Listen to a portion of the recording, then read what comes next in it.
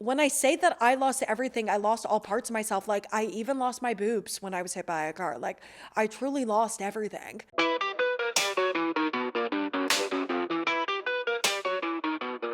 Almost dying taught me how to live. Being struck by a car left me in a 3.5 week coma with 15 broken bones and 16 surgeries to complete, including brain surgery.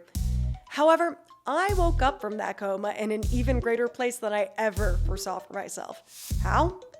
The universe will guide you out of the darkness and into the light if you allow it. Often, spirituality comes off as too highbrow. I'm not about that. Welcome to the podcast that talks and teaches about it through the lens of humor. Together, we'll harness positive energy and use it to work with the universe, all while giggling the entire time. Welcome to Gabriella Rebranded.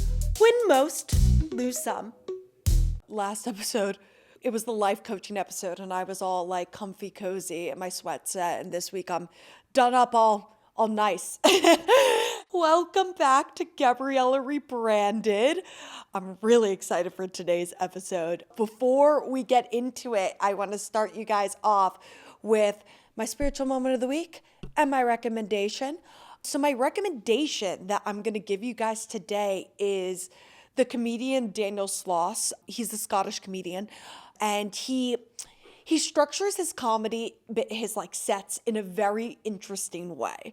So the first half is like regular stand-up. He just, talks about whatever it is he's going to talk about, makes us giggle, makes us laugh.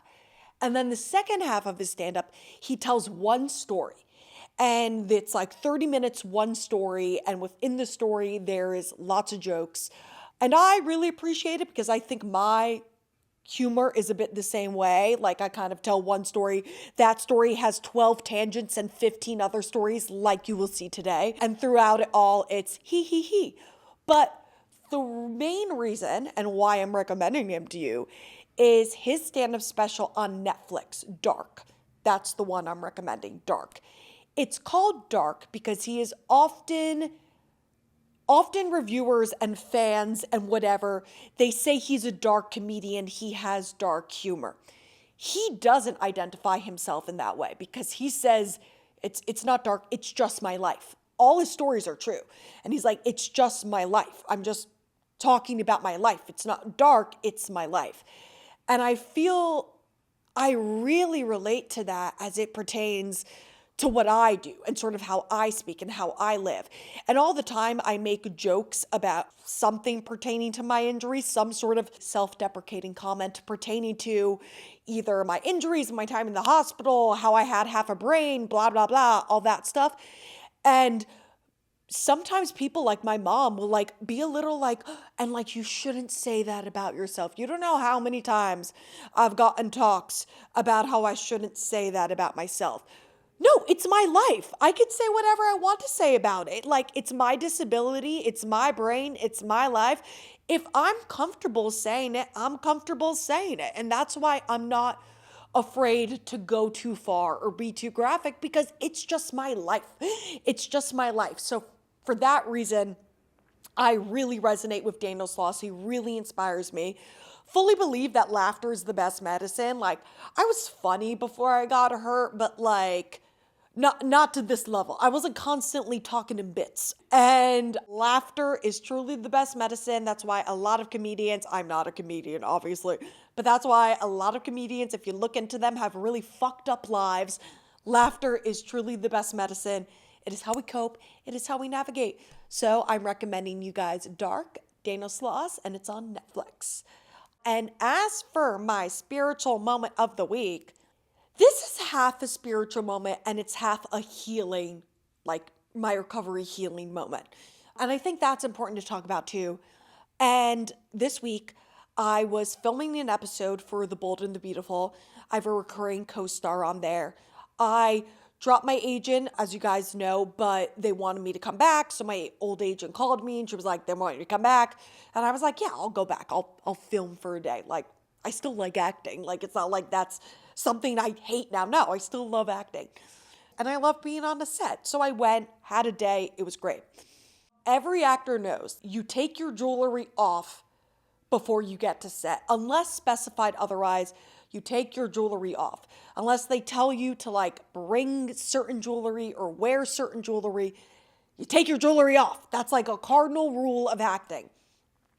And after I got hurt, my fine motor skills became terrible. And I always wear the same jewelry. Like if you look at me in every episode, I will always be wearing the exact same stuff. I never take this stuff off. I've had this ring and this bracelet since I was 13. Like I never take my jewelry off. It is there for a long time. And so now when I've taped in the past since my accident, the night before, I struggled to get my jewelry off. It's really hard. I need someone to come over and help me. And it can be a night of tears. It can be a night of stress, trying to like take my jewelry off by myself and then coordinating to have someone come over and help me take it off. And my mom has always said to me, why don't you just ask the costume people when you get there to take your jewelry off? But I, like a lot of people with disabilities and brain injuries, have become a people pleaser because I'm so used to having all these conditions and all these weird things that need to be accommodated, and I feel bad about it. And no one makes me feel bad. Well, actually, sometimes people make me feel bad, but for the most part, it's me making myself feel bad.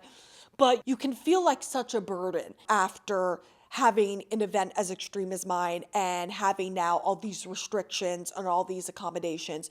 You can feel like a burden, like a turn down, like you're just generally making the mood worse and you need all these extra things that the other people don't need. So I never wanted to ask the costume people to take my jewelry off, and I wanted to show up to set as prepared as possible, be the best actor I could be, just show up and be ready to go. So I would be like, no, Mom, I cannot ask the costume people to take my jewelry off. And I would be so about it, and tears and hours of stress and getting people to come over, blah, blah, blah. It was a whole thing. Anyway, I go to film this past week. And when I get to set and I look in the mirror, I realize that I forgot to take all my jewelry off. I guess it's because I haven't been as focused on acting. It just like slipped my mind and I totally forgot to take my jewelry off, which a year ago, that would have made me lose my mind. I would have called my mom sobbing. This time, I did radical acceptance. I saw that I forgot to take my jewelry off and I was just like, oh, I forgot to take my jewelry off. I took off what I could, and what I couldn't take off, I just went to the costume people and were like, hey, can you take this off for me? And they were like, yeah, sure. And it was a totally normal experience. And that sounds like nothing, but for me, that is huge. It was truly radical acceptance of the situation. And my 2 bracelets can be really hard to take off, and they're really difficult to take off. And like, fun story about this bracelet. So this is a Cartier love bracelet that I bought for myself. I saved up for it since I was 16, and I was able to get it when I graduated college. I'd finally collected enough money. I had an envelope that said Cartier bracelet fund that I was like putting extras money and savings I had since I was 16, and I finally got it.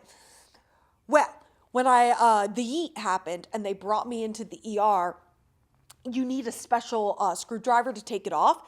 And they totally did not realize, or they didn't have the screwdriver. They like yanked and tore and fucked up the bracelet, and it was all bent out of shape, which I thought was weird because I went to Cedars-Sinai in Beverly Hills, and I know I can't be the first person that's been brought into the ER in Beverly Hills with the Cartier love bracelet. So I thought they would have a little bit of criteria and a protocol to get that off, but they didn't. The bracelet was destroyed. So my mom, I was in a coma at this point, took it to Cartier to have them fix it. She literally took my bracelet out of the hospital bag. Like her hand was shaking. People around her were staring at her like, oh my God. She rolled up to the Cartier in Beverly Hills with the hospital bag and is reaching it. She gives them the bracelet. It's too damaged for them to fix. They send it to New York. Too damaged for New York to fix. They send it to Paris. Too damaged for Paris to fix. They decide to make me an entirely new one.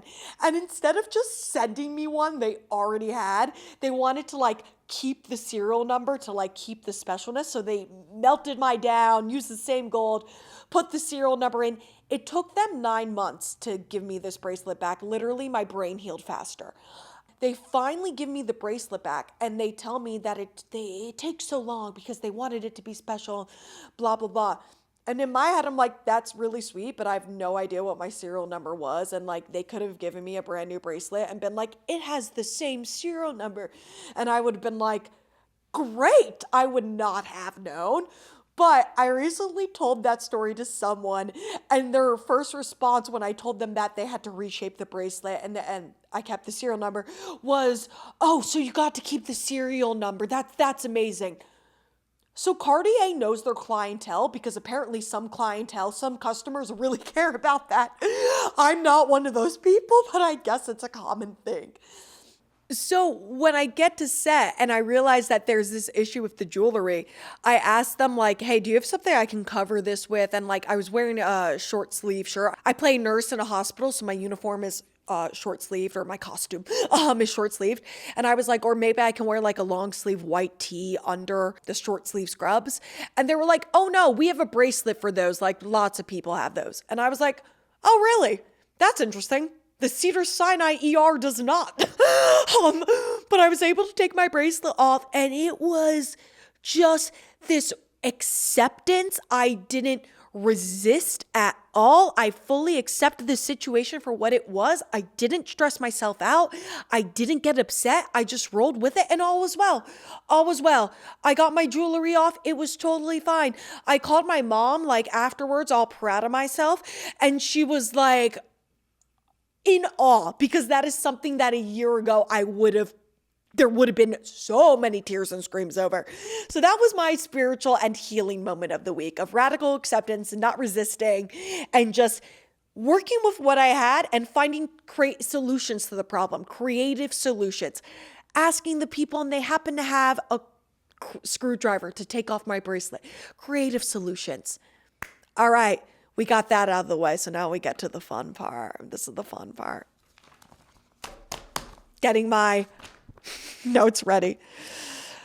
But as you can see, we've already seen a little bit of the I throw 15 stories into one.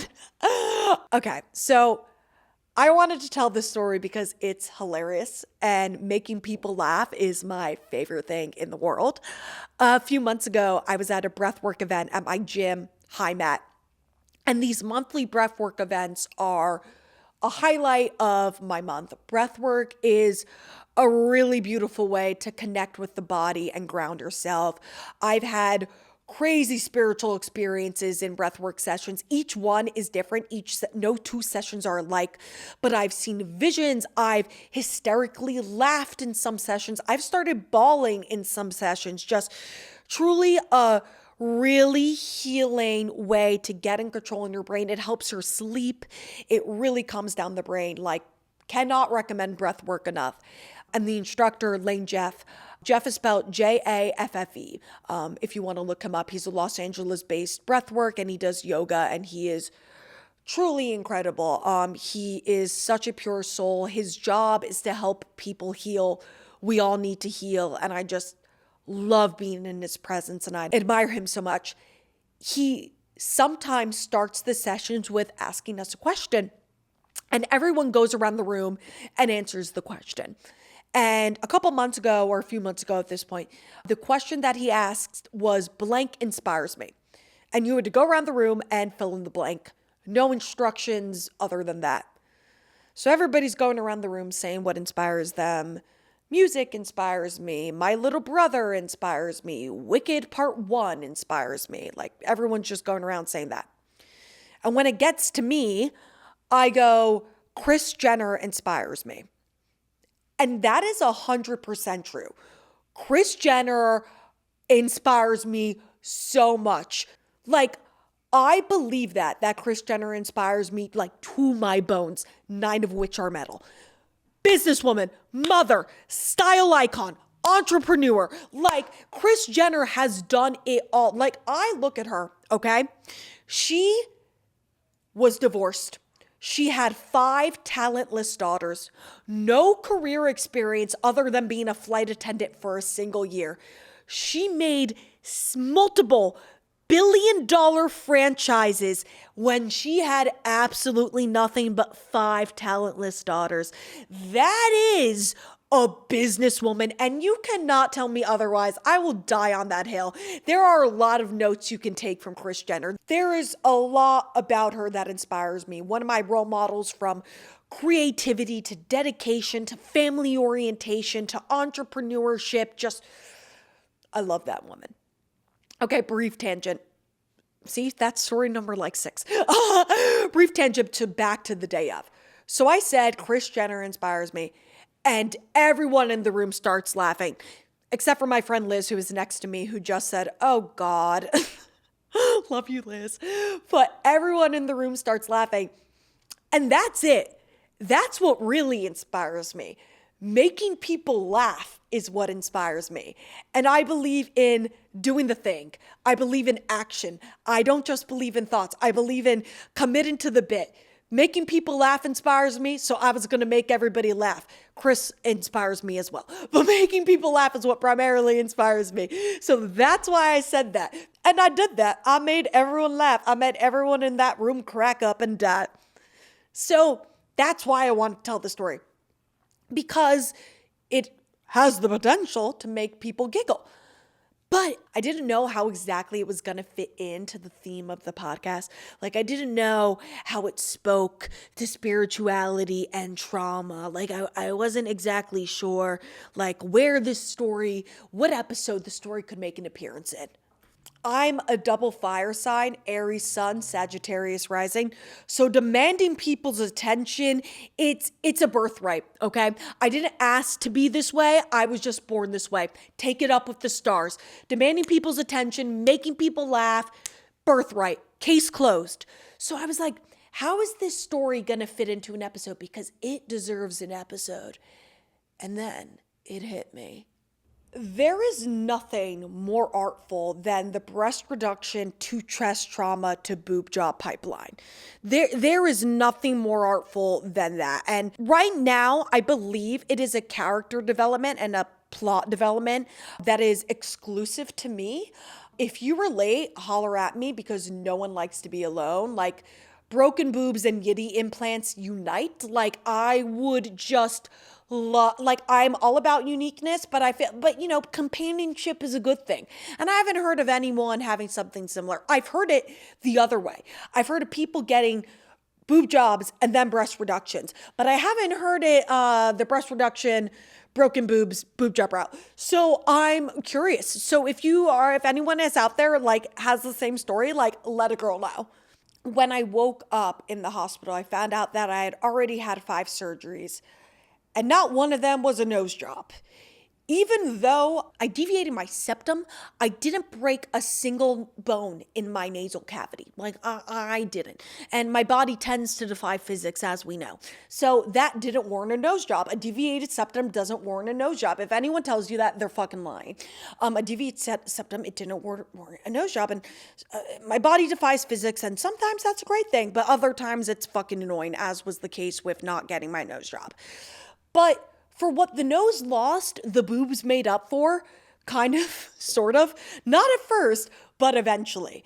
And let's rewind. Okay, we're back in 2010, all right? I hit puberty extremely early. I was a D or a double D, I'm not even sure, in the 6th grade. I hit puberty really, really early. And this was in 2009, 2010. So it was terrible, because that was when girls were supposed to be as small as possible. And I was not that. I was the opposite of that. And my boobs added a thick layer to what would become my disordered eating. And as I got older, as I grew into my yitties, they got too big. They just kept going too much. I was a 30F. Yes. And I wasn't even a 32 because I have this crazy small rib cage. I'm like a pretty petite person. Like my bones are very close together. So I wasn't even a 32. I was a 30 and then I was an F. So I had this teeny tiny narrow torso and then just these knockers. And it didn't look right. Like it looked wrong. My body was disproportionate. I didn't like it. My back hurt. It wasn't a good time.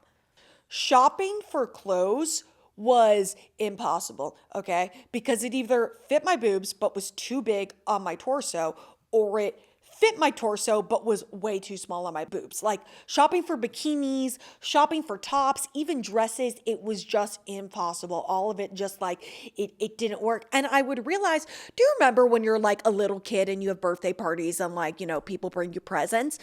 I would realize how much my boobs were throwing off people's perception of my size, because again, I'm a small person, so I like wear a small or an extra small in most things.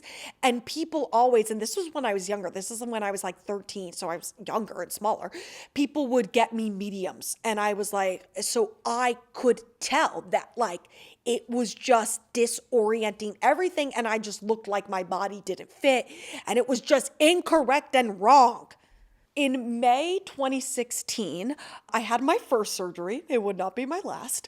I had a breast reduction. I went from an F to a D. It was just in time to start college, and I was able to start college with a newfound sense of confidence. I'm finally feeling like my body fit how I was supposed to fit, and being able to shop, to wear strapless things. Oh my God, because I could never wear a strapless bra. My boobs were too big. I always needed straps and a supportive bra. So now I could finally wear strapless things.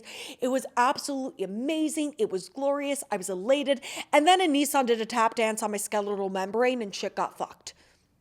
I broke 6 ribs, and by broke, I mean disintegrated, okay?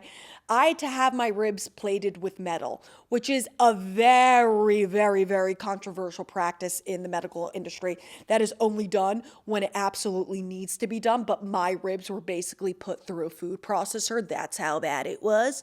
My boob pointed in the wrong direction, and I think the boob pointing in the wrong direction really helped me meet the criteria for allowing to plate my ribs with metal. Either that or the pneumonia I contracted because my lung was so crushed. Oh, I contracted pneumonia and it was bad. They tried me on 5 antibiotics before they found one that worked. My body kept not responding to the antibiotics. It was really terrible. My family, my parents, they legitimately thought, oh, this is going to be a dark, ironic twist of fate where the Nissan and the brain didn't kill her, but the pneumonia, that's what kills her. Like, that's how bad it was.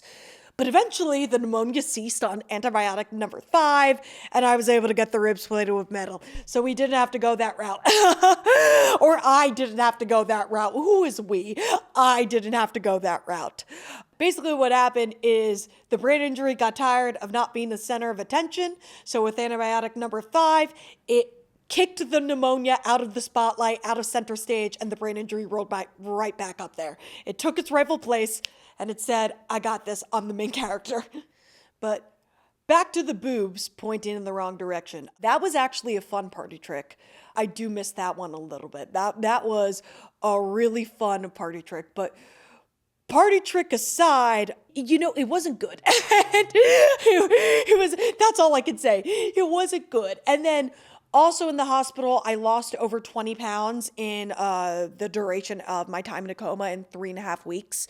I was emaciated when I left the hospital. I couldn't walk more than 10 feet. Well, I'll talk about that more in depth later, but it was dramatic weight loss, really, really quick, 6 broken ribs, boob pointing in the wrong direction. It was a clusterfuck.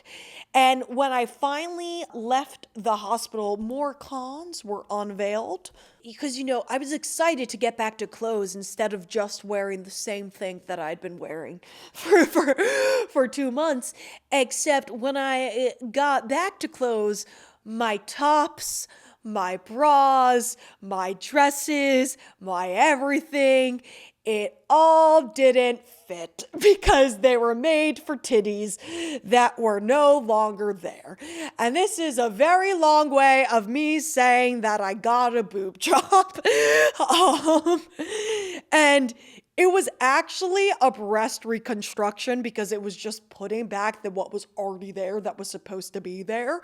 When I had my boob job, it didn't hurt at all. I just took Tylenol for a day after my boob. That was it. Like, it didn't hurt at all. And that's because usually what hurts so much is the tightness. It's not supposed to be there. But my body was just like, oh, we're back, thank God. Like it just went right to me because it was just putting back what was supposed to be there. It was allowing me to live as myself again. And that's when I say that I lost everything, I lost all parts of myself. Like, I even lost my boobs when I was hit by a car. Like, I truly lost everything. And boob job, like, it just sounds more fun than breast reconstruction. Like, breast reconstruction sounds sad. Like, it sounds a little sad, like, oh, she had to be put back together. But boob job, like, that sounds sick. Like, let's celebrate it. Like, I got hit by a car, and one of the surgeries I had to have, one of my 16 that I had to have in the process, was a boob job. Like, that's lit. Like, let's celebrate it. That's awesome. It was like all this stuff went wrong, but like, I got new boobs. The surgeon who did my boob job is the same surgeon who did my breast reconstruction 7 years prior at Mount Sinai Hospital in New York, Dr. Philip Torina. And he did an incredible job, Dr. Philip Torina, both times. I'm a repeat customer. Like, I'm kind of wondering, like, do I get points for that? Like, is the third boob surgery free? Like, like, who goes back to the same surgeon for a second boob procedure? Me. I go back.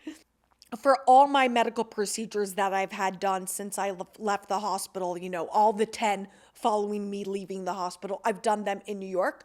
My dad is a doctor, internal medicine, and his practice is affiliated with Mount Sinai, so he got those good medical connections. And then also, like, when you're healing and recovering from a surgery, like, I'd rather have my assistant, aka my mom, at my beck and call while I'm horizontal, watching Vanderpump Rules. And my mom, after I had my silicone implants added to my yitties, my mom clocked into work every single day. She was at my beck and call while I watched Vanderpump Rules, doing whatever I needed to do, even though it didn't hurt that much. And so I do my procedures now in New York, except we're almost done, but I do. But now when I have work done, I do it in New York. Work done. Oh my God.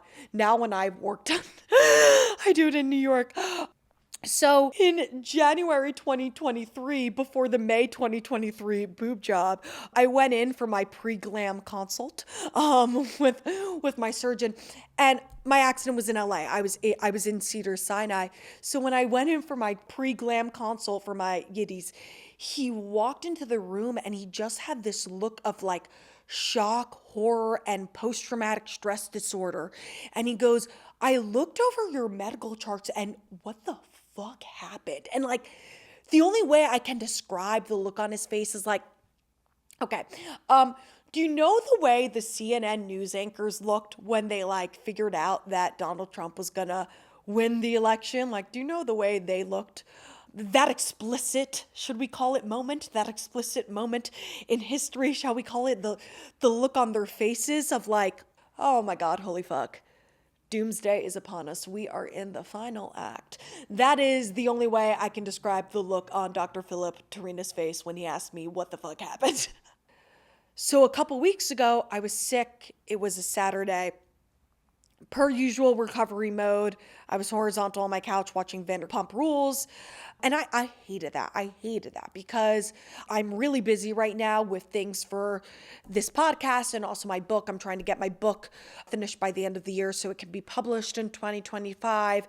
Starting a podcast, I'm finding out most of the work is in pre-production. Like, trying to build a fucking brand, for Gabriella Rebranded. It's not just a podcast. And there's a logo, and there's the trademark attorneys, and there's getting the website, and there's doing all the shit that needs to be done for the podcast, and it's a lot of fucking work. So this day that I lost, I'd lost like 10 days to being sick. And I was so upset that I'd lost like all this time that I should have been working on my book, working on my Gabriella Rebranded, and I was so upset. And then this idea fucking hits me. And I'm like, oh my God, I know what to do. I know how to tell this story.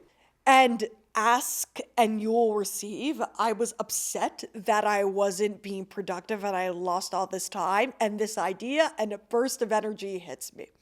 Okay. So after I had the boob job in May 2023, right? I come back to LA and I met some new friends in June 2023. And in July 2023 I remember it was my mom's birthday, July 11th, 2023. We were going out for someone's birthday. And it was the first time we were going out as a group. And like we had met before, like maybe 3 times and like done like more casual things, but we had never gone out. And this is the first time we were like going, like doing a thing. And keep in mind, I didn't really socialize for a year and a half. So I was out of practice, if you will. I hadn't gone out with a large group in a while. And some would say I was nervous, but never let them see you sweat. Fake it till you make it. So I was making sure that I was all ready to go. I had on a really cute outfit. I did my makeup so pretty. I was wearing this new white shirt that my friend Emma had given to me. It wasn't new because it used to be Emma's and then she gave it to me. I didn't have an income, so buying new clothes was not really a thing that I was doing, but it was new for me. It was new that it was on my wardrobe. It was new for Gabriella. It was not new in the world. It was not a new article of clothing, but I was really excited of, give me all the hand-me-down clothing because I had no income, and I was really excited. And I was wearing this white shirt and I was like, all ready to go. I get to the pregame with all these people who I'd met like maybe 3 times in my new little white shirt. And while we're at the pregame, like within the first half hour, I go to the bathroom and there's a mirror on the wall. And I look in the mirror and I see a red dot right here. And I'm thinking like, oh my fucking God, this is so annoying. Like, it's the first time I'm like socializing with a large group of people in a while. And within the first 15 minutes, like I somehow stained the shirt and it's a white shirt, of course. And I have this giant red dot on it. And I'm so annoyed because like, keep in mind, I was a COVID grad. I graduated May 2020 and then LA was shut down till like May 2021. And I had like 4 months of being out and about. And then I had my accident in October 2021. So I had like 4 months of living the post-grad life. And the class of 2020, we didn't get our senior year. We didn't get to celebrate. So like the typical post-grad life, like we were basically living our last semester of college in 2021, but it was like on steroids for us because the world was celebrating. We had just survived this global pandemic that we thought might have killed us. And we all probably lost a lot of people in it. And it was just, we were finally able to go out together and the world was finally able to socialize and all of humanity it was amazing. It was such a celebration, but then it was cut really, really short for me. And I had been Miss Social. I was always out and about. I'm an extroverted extrovert. But then I had my accident and I was out of life. And when I finally came back to life, it was not the same at all. And I was really sad and I was really lonely for a really long time. And now I was finally going out with a large group of people. And this thing has to happen. So you can imagine how I felt, like finally going out with a lot of people and this thing fucking happens. So I get toilet paper and I soak it and I'm like dabbing the dot, but it keeps growing. And I'm like, what the fuck? So I'm dabbing at it again and it comes back and it's growing. And then there's more dots. And I'm like, what is going on? Like, what is, and then I'm like, and I lift my shirt up and my scar had a blister that had formed on it and it was bleeding. My boob was bleeding in the middle of the pregame with people I had met a handful of times. So I'm like, I gotta get the fuck out of here. I try to leave as slyly as possible, but nothing I ever do is sly. So I know it wasn't that sly. I get outside, I call the Lyft to get home, and I'm freaking a fuck. I am not okay. Like, my boob was bleeding. Like, it was highlighting to this new group of people, like, hey, it's me. I'm the girl that has a lot wrong with me. Like, that's just not what you want. And it was like I was obviously making it way worse in my head, but it was just the most embarrassing, the worst thing. I was in so much pain. I gotta go home. I am out of there so fast. I'm a Scorpio moon, so I'm also the queen of catastrophizing. So I'm like, this is the worst thing to ever happen. This was also, and this is very important, before I was prescribed the correct dosage of medication that I'm on now, and I am very, very, very dependent on.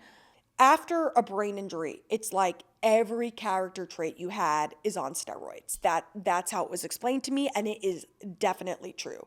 So take everything that I just said, how I'm a Scorpio moon and I'm the queen of catastrophizing, and I make everything like so much worse than it needs to be. How I, can't help but demand attention, and my emotions they're very passionate and dramatic. So take all that, multiply it by about 6. That is the case of Gabriella's brain when she's not on her medications. And that's me when I'm not on my meds. Now, with my meds, we've gotten it down to like a 4, I would say. And it happens very, very rarely that I have these emotional outbursts. But back then, 6, and the 6 was common. It wasn't good.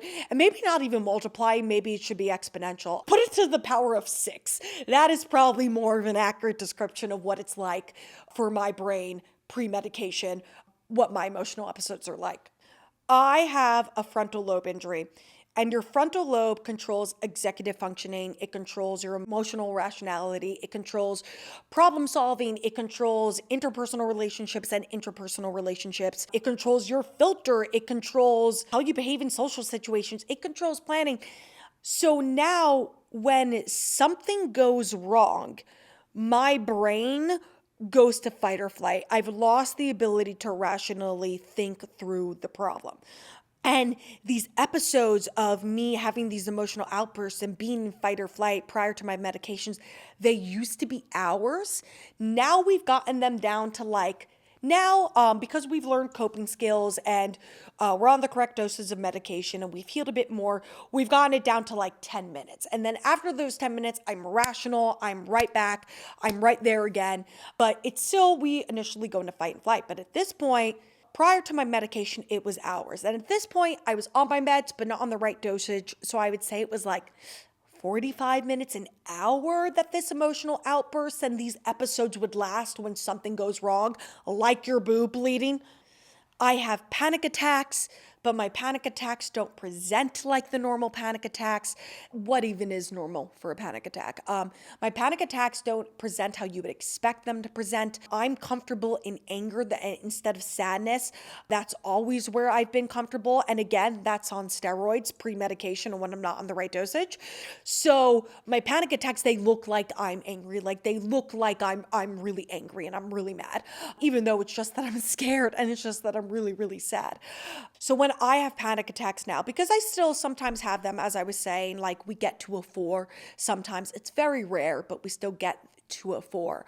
And when I have these panic attacks, it presents like anger. It does not present like sadness. Even though I'm just feeling scared on the inside, I'm an Aries. Like I feel comfortable in anger.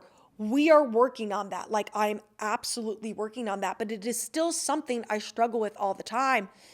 And the reason why I say that I still struggle with it and I'm letting you into like some of the problems that I'm currently battling and I'm so like transparent about that is it kind of relates to the reason why I'm telling this whole story. So back to the night of incorrect dosage me. I'm in hysterics waiting for this lift, okay? I am freaking out. I call my mom, even though it is after midnight on the East Coast. I am crying. I am sobbing. I'm having a breakdown. Like, it's so embarrassing. My makeup that I had on, forget it. Like it's all me looking cute to go out, gone, done. My friend Emma is coming to meet me at my apartment. She was going to meet us out, but now I'm like, meet me at my apartment. I'm just absolutely the same Emma who gave me the white shirt. I'm just absolutely sobbing, absolutely losing my mind. Inconsolable is the only way to describe me. Just inconsolable when I'm in these states. Total spiral. We get to my apartment and like, obviously freak out continues. But after it's been like 45 minutes, an hour-ish, because remember that's where we're at about, I like gather myself, I get more grounded, and I'm like, okay, I'm gonna go out. I'm gonna go meet everyone out. I put on a new shirt, still white, but a different shirt. I put on a new shirt. I grab Emma, fix whatever makeup I can. I roll up to this birthday party and I fucking own it. I walk in and I'm making jokes. I'm like, that was fucking hysterical. Like, I'm like, yeah, my boob just started bleeding at the pregame.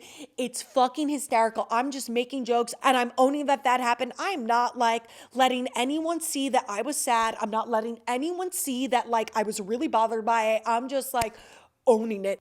Because objectively, that's hysterical. Like, objectively, that is out of a single cam comedy. No one take that from me because I'm going to be using it. Like, my boobs started bleeding at the pregame. Like, from 1,000 feet up, like, that is so funny. Like, that is, so I just leaned in. I just leaned into the humor of it all. And I was like, yeah, I got a fucking boob job. You all wish you had one if you're a girl. If you're a guy, you wish you were dating a girl that had one. Or maybe you're gay. And then in that case, you're happy for me. Like, that is just the reality of the situation. Like, that is how it's all operating. So, like, I know, I got a boob job. I've known you guys for like a month. Yeah, that's a thing that I have. Fucking owning it. Owning it. And that is the reason why I tell this story. Some of the people that I met that night are some of my greatest friends today. Like, truly amazing people that I've been blessed to meet throughout this entire experience. And who knows what would have happened if I hadn't gone out that night? Like, who knows if our friendship would be as solid as it is today? I don't know. And the reason why I tell this story is we will all have boob bleeds, okay? We will all have boob bleeds. We've had them already. We may be having one right now, like someone's tit may be bleeding right now, and we will continue to have them. The boob bleed is metaphorical at this point if you haven't gotten that already. But we will all continue to have boob bleeds. We all have flaws. And sometimes they're flaws that we can help, and sometimes they are flaws that we can't help at all. We all do things that we're embarrassed by, some that we can control and some that we can't control. My boob bleeding, I could not control that at all. My unhinged reaction, yeah, I have all these brain issues that definitely contributed, but like I'm still learning to control it. I can learn to control it as best as I can. Occasionally, though it's rare, I still do have these unhinged reactions, and I'm never proud of myself when I have them. I never like it when I have them, especially when I forget to take my meds. I have these outbursts. Ask my mom, ask Emma, ask my roommate. Like, sometimes these things still happen to me, but I've gotten a lot better at controlling them. Because albeit something that was caused by something that I can't control, I can still learn to mitigate them the best that I can. Owning your flaws, owning your fuck ups, owning what you do, and owning who you are for all the nitty gritty parts, that's important. And we all need to step into ourselves. Whether you like it about yourself, what you have done, or whatever flaw it is, that doesn't matter. You need to learn to step into it, and you need to learn to own it. You need to be comfortable being uncomfortable. Yes, I can be reactive. Yes, I can be high maintenance. Yes, I can take things way too personally. My mantra for this year is it's not that deep, because I have a habit of making everything deep, especially initially. I'm trying to learn to not do that. I am doing great so far. But all I can do is exactly that, learn and try to be a little bit better each day. That's all I can do. But I wouldn't be able to be better each day if I didn't own that I do that, and I didn't own that about myself. We can not go back in time. Regret serves no purpose. It is a waste of energy. We cannot go back in time. Actions are what matter most, not thoughts, actions, learning, growing, and making an effort to change what you can. That is what matters most. And also accepting what you cannot change about yourself. That's all you can do. And again, I just want to emphasize that this is not to say that when you fuck up, it doesn't matter. Like, no, no, no, no, no. I can be way too hard on myself. I mean, we are all our biggest critics when it comes to mistakes we make and also flaws that we can't control. I can be extremely self-judgmental. My ego wants to be an overthinker and overthink every single wrong thing I do. But I own all these things about myself, okay? And that's why I'm not scared to talk about them publicly.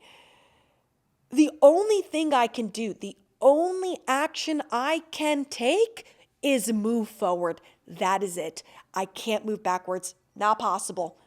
My panic attacks, they're shorter, they're rarer, they're less than tense. As I said, we've gotten them down to 10 minutes, okay? But occasionally I have a relapse. Like occasionally I have one. If the external and internal factors are just right, I have one. But who am I to sit there and berate myself for them? Okay? My emotional rationality center was quite literally knifed open. Like, there are gonna be side effects, okay? Like, who am I to just sit there and get mad at myself? Like, my ego wants to be embarrassed by that. And sometimes it is at first. But then I have to let that go.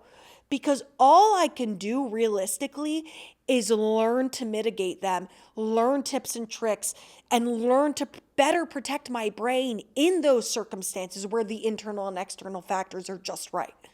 And it's really fucking hard because it's my brain. It is quite literally telling me what to do, how to act, what to say, when to say it. And no two brain injuries are alike. No two brain injuries are alike. So doctors have not learned each brain injury is a question mark. They're all different in how they present and what treatment works for them. So doctors do not know entirely what cures or fixes a brain injury. Obviously, that is not possible for a doctor to know. So no one can know how exactly to fix everything. It's not possible to fix everything. So if I was going to sit there today and have judgment and be mad at myself for every single shortcoming and flaw that I now have because of my brain injury, who the fuck would I be? I wouldn't be doing this podcast, that's for sure. And then there are the flaws that we can't control. The things that are just a part of ourselves, the things that are just there, like my scars. I went to a new hair cutter a few months ago, and we were talking about my scars because, brain surgery scar hair, so you have to talk about it a little. And then we were just talking about my scars in general. And I mentioned that I wasn't insecure about my scars, and he goes, "Why?" Which, okay, weird thing to ask, overstepping for sure. Kind of made me feel like, am I supposed to be insecure about my scars? Did go back to the hair cutter, not because of that comment, well, partially because of that comment, but largely because I fucking hated the haircut. It wasn't even a good haircut. But he asked me why. And I thought, why am I not insecure about my scars? And I thought, because I own them. Because they are a part of me and they are here to stay. I think my scars make me look like a badass. A trach scar, anyone who knows what a trach scar is, they see this and they know exactly what it is. They know that I lived through some shit. And that's fucking dope. That's fucking cool. So I'm gonna own it. Yes, I have scars. They're everywhere, all right? They're cool. I don't know, they're a part of me. So who am I to just what would it accomplish to just sit there and be sad about it? What would that do for me? What would that do for my soul? You need to be comfortable with yourself. And the way to be comfortable with yourself is to admit that you have flaws, okay? We all do. It takes so much energy to be ashamed of yourself and to hide certain things about yourself. It takes so much energy. So I fucking own it. Look at my scars, ask me questions about them.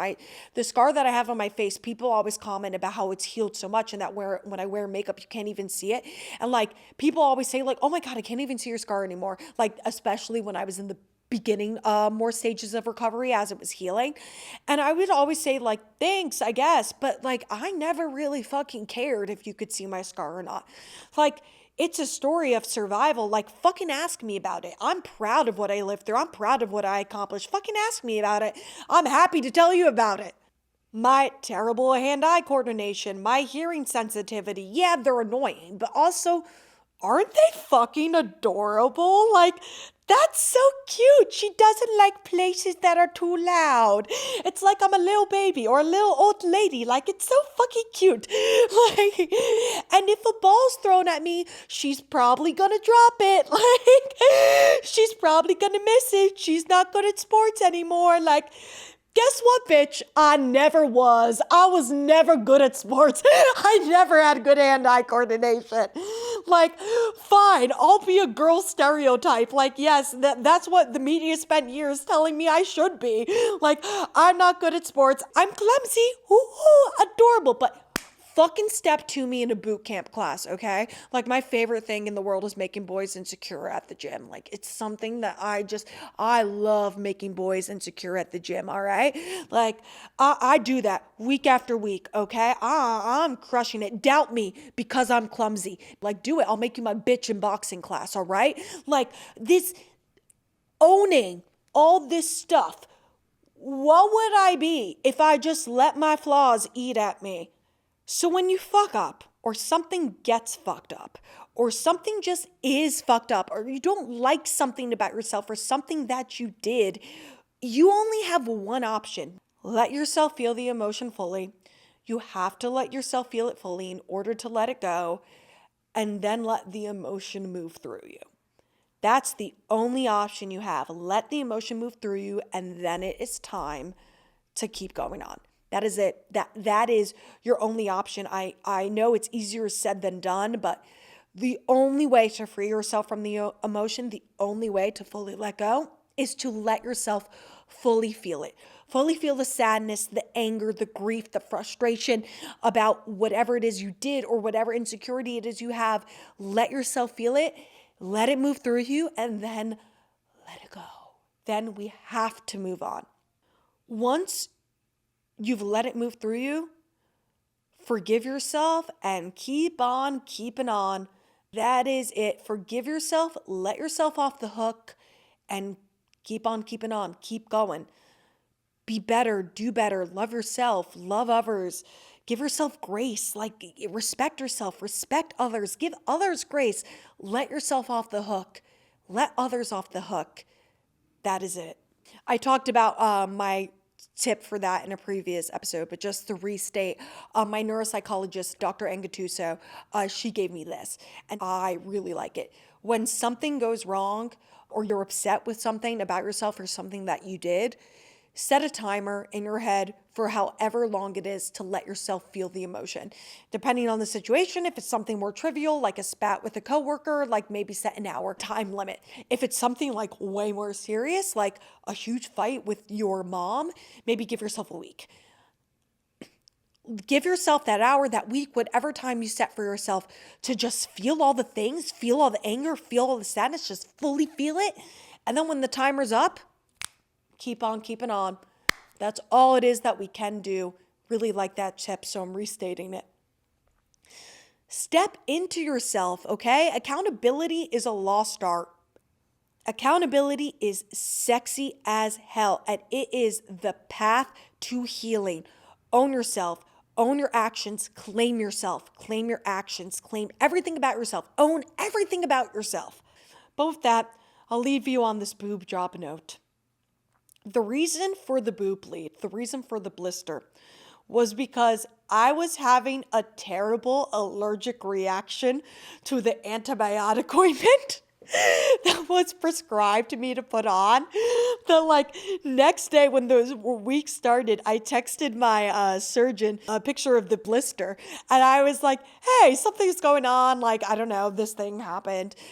And it was after 7 p.m. here, so it was after 10 o'clock on the East Coast. He immediately calls me. And I answered the phone, and I'm like, hello? And he goes, do you have a fever? I was like, no. And he was like, are you in pain anywhere else? And I was like, no, I just had this thing that happened. And he goes, you're having a severe allergic reaction. Stop using the cream now. By this point, my pain tolerance was so high. I was so used to being uncomfortable that I was having a severe allergic reaction for a week. And I didn't even notice it, okay? My boobs had been a little itchy leading up to the bleed, but my internal soundtrack, as it has been made into by this entire saga, was don't be a bitch, trust the process, all's well that ends well.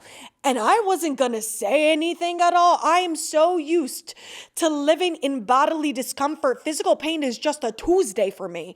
Now that I was just gonna let myself live there, I wasn't gonna say anything about the itch. So, if it hadn't been for the boob bleed, I would have never said anything and I wouldn't have found out about the allergic reaction. And then maybe I would have had a fever. Maybe other things would be hurting. Maybe I would have wound up in the hospital again. I don't know. And that is why we say, win most, lose some. This has been Gabriella Rebranded. Shout out to my boob job. Shout out to my boob bleed. Shout out to Dr. Philip Torina. And that is the story.